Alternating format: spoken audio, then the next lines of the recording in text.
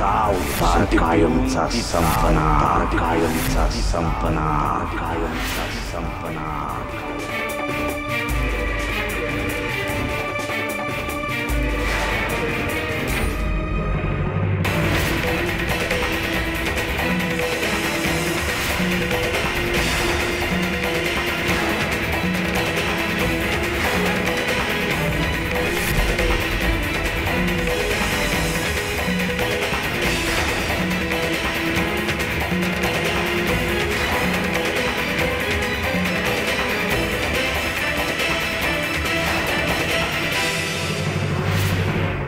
आजाराचं काय ते कारण सांगा ना. काय धाड भरले जाऊ बाई तुम्हाला.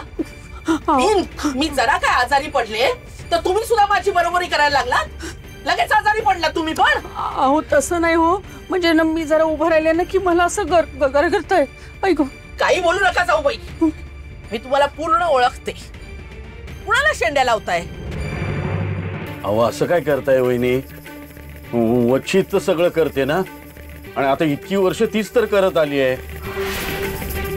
तर 2 दिवस तिला बरं नाहीये, तर मग तिला बरं नाही मग तिला कोण बघणार ना.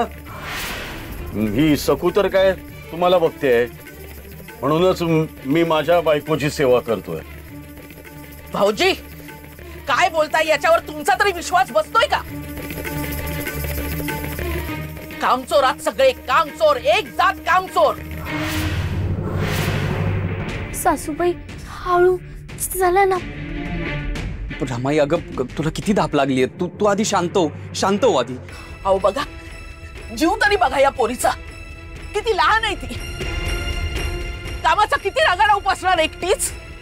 माझी सेवा करते, घर पण सांभाळते, घरकाम करते, आणि तुम्ही काय करताय.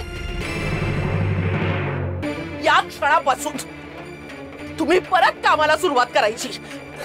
रमाई पुरे तू चल बघू बाहेर चल. कळतंय ना. तू सासूबाईंना घेऊन जा, मी आंबील आणते. हो चल चल रमाई चल चल.